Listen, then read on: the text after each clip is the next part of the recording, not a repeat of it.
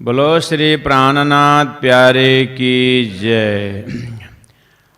हुकोनी तो ही जे हाथ में तू नीचा उनड़े निहार, चूके माँ चमक ध्रुवजी से तू पाण संभार, से तू पाण संभार। हे सफर जे सही थई से बेड़ी न चढ़िया बिहार, हिना जोखे में लाभ लेखे तू आखड़ी मंज उगार, तू आखड़ी मंज उगार। सच्चिदानंद पार ब्रह्म की जय। उपस्थित सुंदर साथ जी, भक्तजन, महानुभाव, ये हुक्का का प्रकरण, इसका भूमिका 2-3 दिन से हो ही रहा है, आप लोग श्रवण कर रहे हैं। यहाँ जहाज में बैठ करके समुद्री यात्रा का रूपक एक दृष्टांत रख करके संसार भवसागर से शरीर रूपी जहाज में बैठ करके जीव को पार होना है।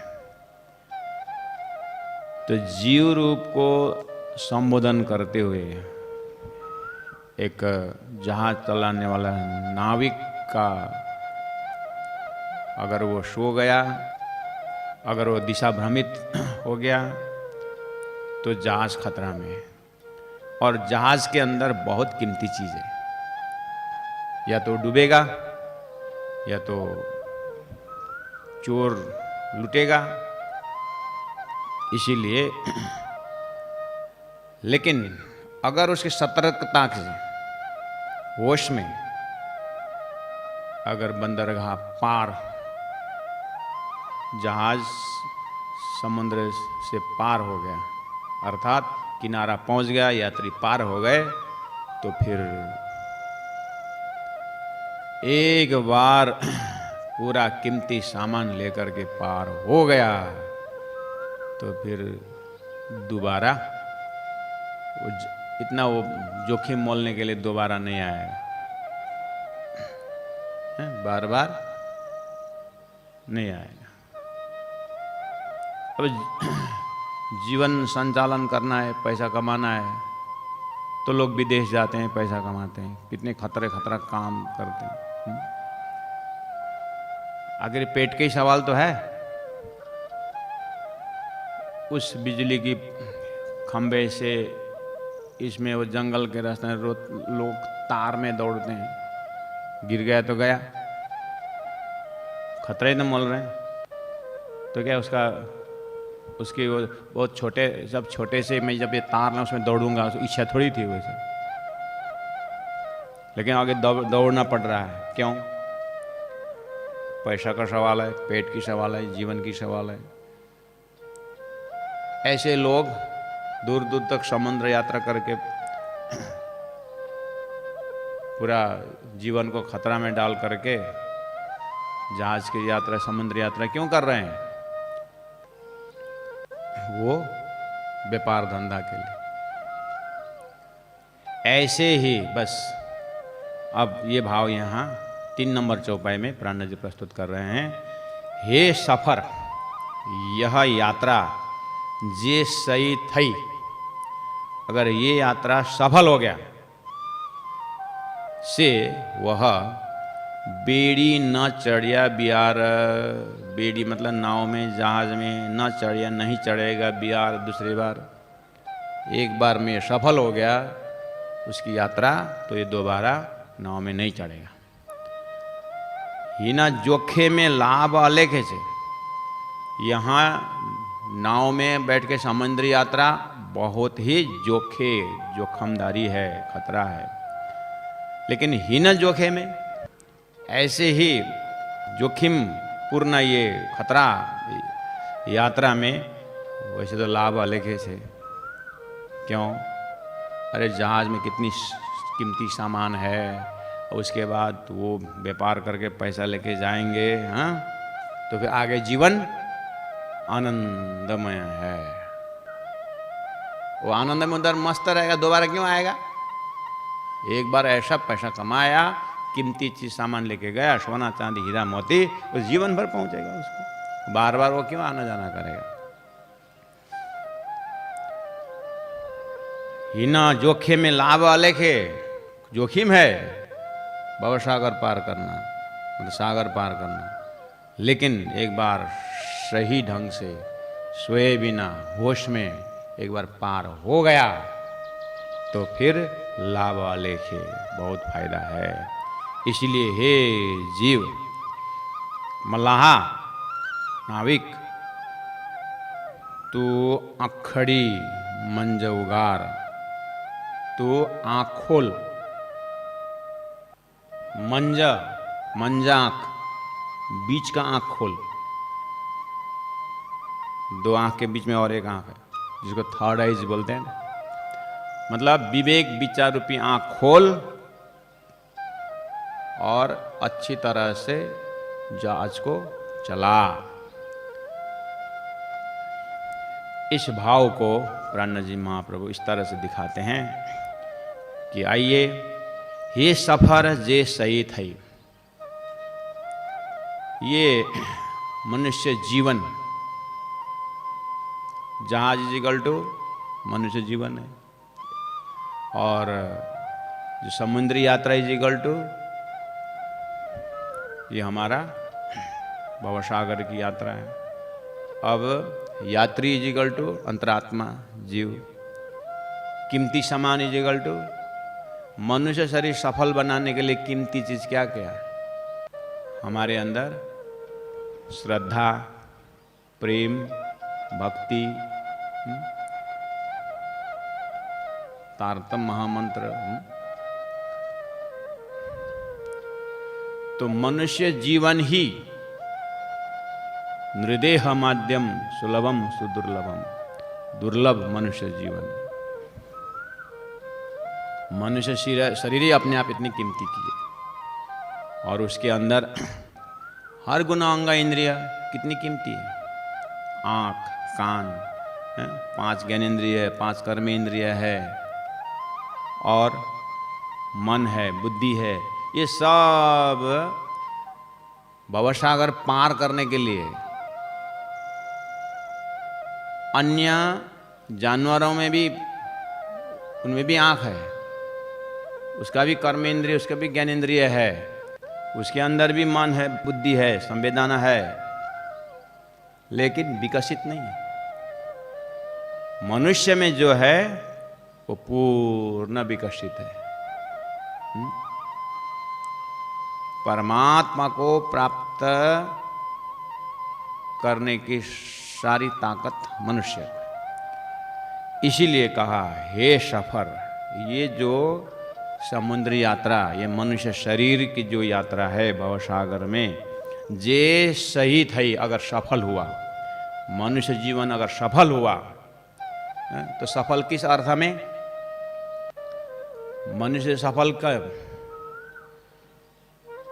मनुष्य जीवन में अच्छा डॉक्टर बन गया, अच्छा इंजीनियर बन गया, लौकिक सामग्री, अच्छा धनाढ्य व्यक्ति हो गया, लाखों करोड़ों के मालिक हो गया, तो उसको क्या अध्यात्म साइंस जीवन सफल मानता है?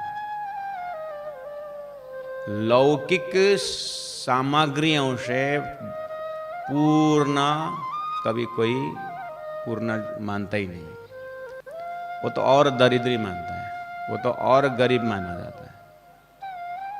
तो मनुष्य जीवन सफल तब होगा जब वो अपने आप को जानेगा, परमात्मा को जानेगा, मोक्ष के लिए आगे बढ़ेगा, इस मनुष्य शरीर से फिर बार बार जन्म मरण के चक्कर में न आए। ऐसा स्वातंत्र, ऐसा आनंदमय जो ब्रह्मानंद जो है, उसको वो अगर उसने मनुष्य जीवन में से अनुभूति में उतारा तो जीवन सफल बना है, उस अर्थ में जीवन सफल है। इसीलिए यहाँ कहा ये सफर जे सही थी, अगर ये यात्रा सफल हो गया। अब ये सफल बनाने न बनाने में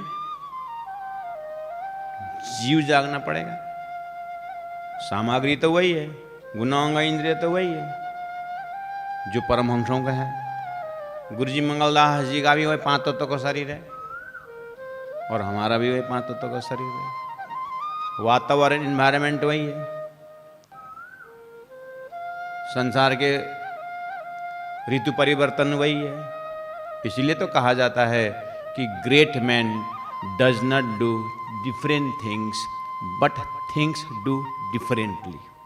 वो अलग से काम करके अलग होने ऐसा नहीं है। वो हमारे जैसे गुणांग इंद्रिय यही संसार है, काम वही करते हैं लेकिन अलग ढंग से करते हैं। कहने का मतलब उनकी जो कार्य करने की जो कौशलता है उसमें थोड़ा टेक्निक अलग ढंग से करते हैं। कहने का मतलब मर जाऊं मांगू नहीं अपने तन के काज, परमार्थ के कारणे मोहे न आवे लाज।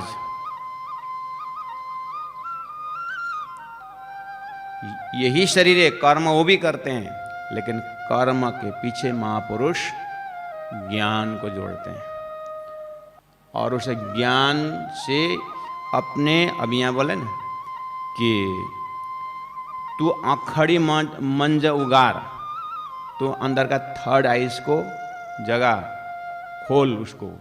वो थर्ड आइज क्या है? वही विवेक विचार रूपी आंख को खोलो। तो महापुरुष अपने अंतर वो विवेचन रूपी आंख को खोलते हैं। इसलिए कौन सी कर्म करना चाहिए, कौन सी कर्म नहीं करना चाहिए, उनके यहाँ क्रिस्टल क्लियर नक्शा होता है, उनमें कन्फ्यूजन नहीं होते। और ये शरीर वास्तव में किस लिए मिला हुआ है, वो पूरी तरह होश में रहते हैं। इसलिए आंख जो दिया है परमात्मा को स्वरूप को देखने के लिए दिया हुआ। ये कान जो दिया हुआ है, ये कान परमात्मा के धाम स्वरूप लीला ये श्रवण करने के लिए दिया हुआ है। इस तरह से महापुरुष समय में ही होश में आते हैं और इन गुणांग इंद्रिय रूपी ये शरीर रूपी जहाज को, इस जहाज को सही डायरेक्शन में खींचने के लिए जीव को उत्तेजित करते हैं, जीव को होश में ले आते हैं। साधारण उदाहरण भी आप देखोगे, एक छोटा सा नाव, बोट पानी के ऊपर हो तो एक आदमी दो आदमी भी उसको हिला सकते हैं, लेकिन वही नाव अगर बालू के ऊपर, किनारा में बालू के ऊपर हो तो फिर वो 50 जना भी हिला नहीं सकता है, वो बहुत वजनदार बन जाता है। ऐसे ही भवसागर के ऊपर ये मनुष्य शरीर, अगर इस शरीर के अंदर जो भक्ति तो सब में है, अगर वो भक्ति को जगा करके, जीवन भवसागर के ऊपर है जीवन रूपी नौका, लेकिन वो अगर भक्ति की पानी में, परमात्मा के भक्ति के पानी में अगर ये फ्लोटिंग हुआ, अगर ये बहना शुरू कर दिया तो फिर वो हल्का से ये छोटा बच्चा भी उसको हिला सकता है नाव को, अगर वो पानी के ऊपर है। कहने का मतलब अगर जीवन में भक्ति का उदय हुआ, परमात्मा की भक्ति रस में अगर ये चलने लगा, तो प्यारे सुंदर साथ भक्तजन महानुभाव की जीवन बहुत रसदार होता है, बहुत ही आनंददायी होता है।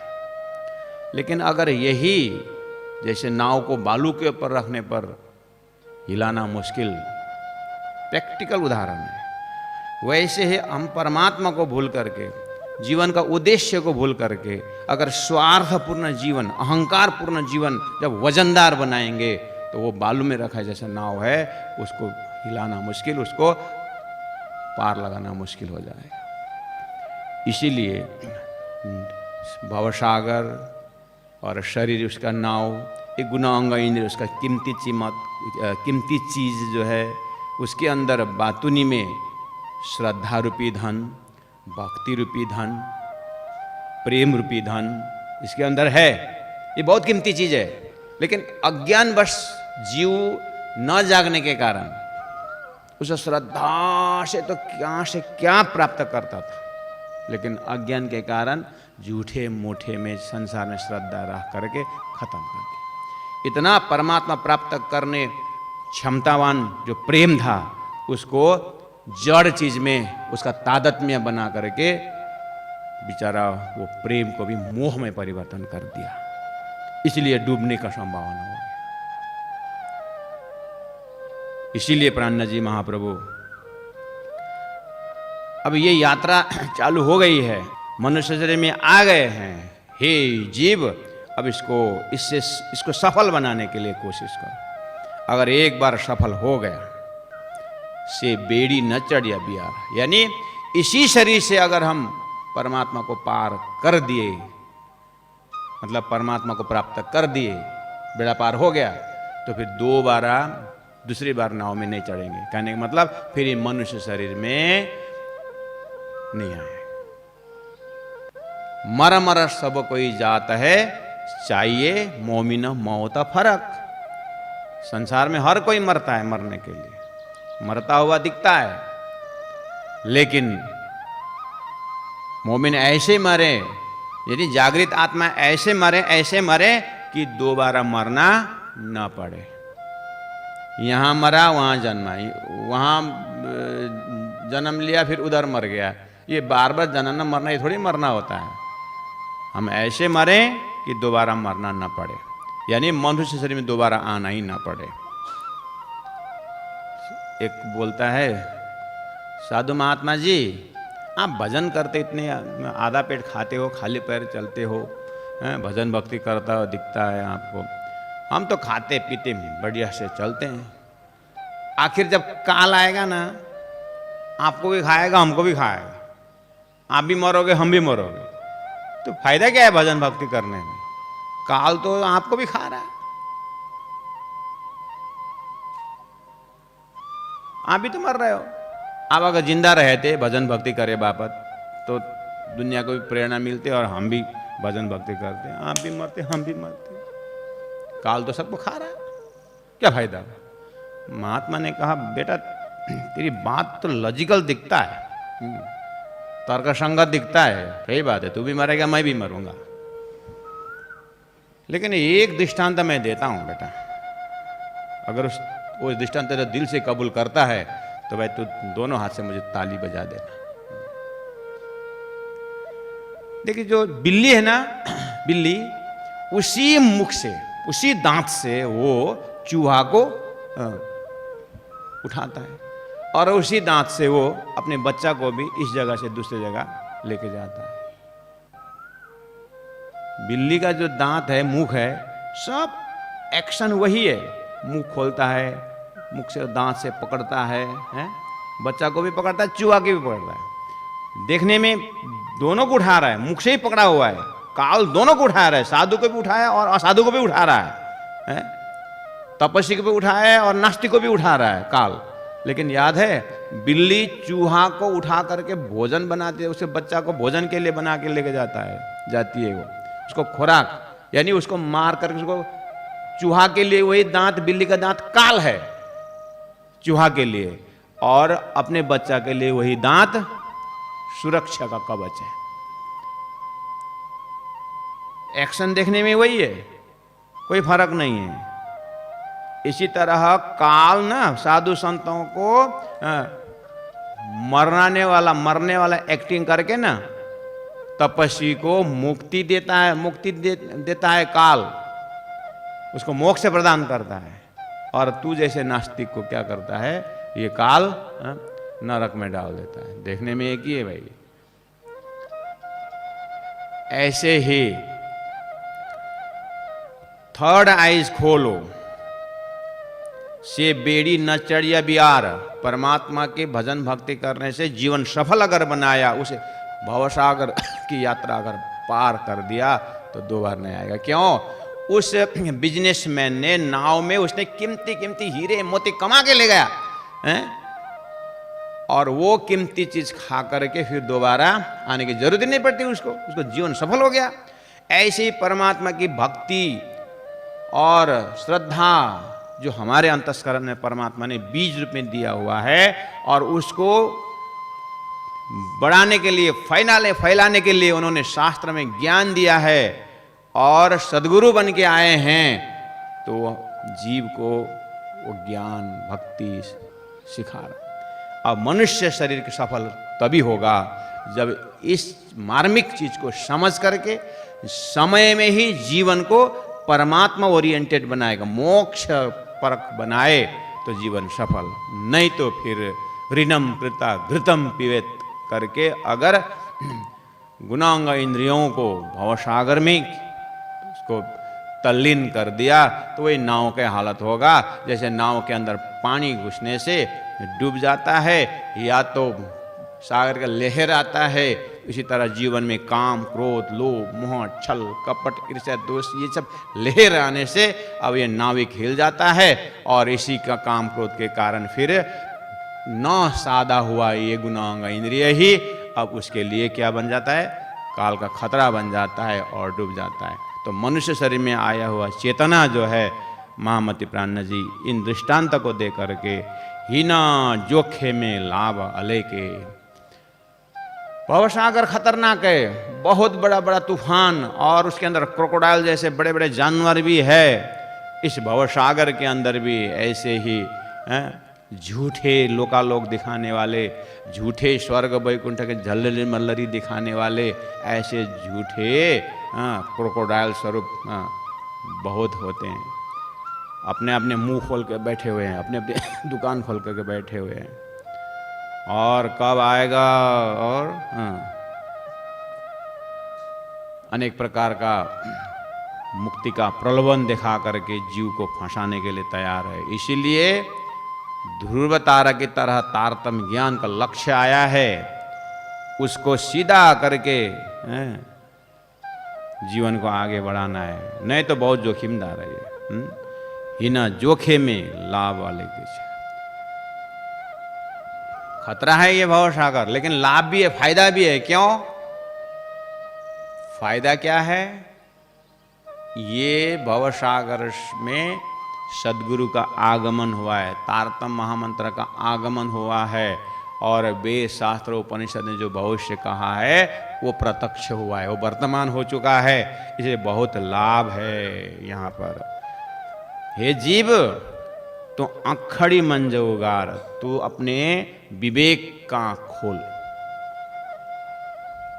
विवेक का आँख खोला हुआ व्यक्ति कैसा होता है? एक अंधा व्यक्ति लालटेन लेकर के सत्संग में जा रहा था रात को, सामने से एक आदमी आया, बोला अंधा तेरे को बत्ती किस काम का, तो ये लालटेन तू क्यों लेके चल रहा है, तू तो अंधा है और तू तो दिखता ही नहीं है, तेरे को दिखाई नहीं देती है, बत्ती क्यों चला रही है, लालटेन क्यों चला रही है? तो व्यक्ति ने बोला देखिए सज्जन, मैं ये लालटेन इसीलिए लेके जा रहा हूँ, वो मेरे लिए नहीं, सामने वाला आए और बत्ती से मुझे देखे और वो मेरे से न टकराए, इसी लेके चल रहा हूँ। इन समझदारी को, ऐसे छोटा सा उदाहरण है, ये जो समझदारी है इसको बोलते हैं विवेक जग गया है। अंधा को बोला मंदिर क्यों जाते हो भाई, तू रोज मंदिर जाता है, अरे भगवान तो तेरे को दिखाई नहीं देती हैं, भगवान का विग्रह स्वरूप जो सजाया है, श्रृंगार कराया है, जो भी हार पहना होते थे, तो तू जाता ही क्यों है इस घर में रहने? अच्छा। तो अंधा ने बोला, सूरदास ने बोला बात आपकी सही है अपनी जगह में, लेकिन मैं भगवान का मंदिर जाता हूँ, भगवान जरूर नहीं देखता हूँ, मूर्ति जरूर नहीं देखता, दर्शन नहीं कर पाता, लेकिन परमात्मा मुझे देखते हैं, मुझे इसी में आनंद है। देखिए कितनी बड़ी बात कही, इसको बोलते थर्ड आइज, अंदर की आंख खोलने का। इसी तरह एक विवेक को जगाना होगा, नित्य अनित्य वस्तु विवेक। विवेक किसको कहते हैं? वो विवेक, वो बुद्धि का विकसित स्पॉट है, वो जहां ये विवेचन करने की शक्ति है कि सत्य क्या है, असत्य क्या है, नित्य क्या है, अनित्य क्या है। ये विवेचन मनुष्य कर सकता है अगर चाहे तो। मनुष्य जीवन से व्यक्ति मानव तन से दानव भी बन सकता है, देवता भी बन सकता है, कुछ भी बन सकता है। ऐसे प्लेटफॉर्म में ये खड़ा है।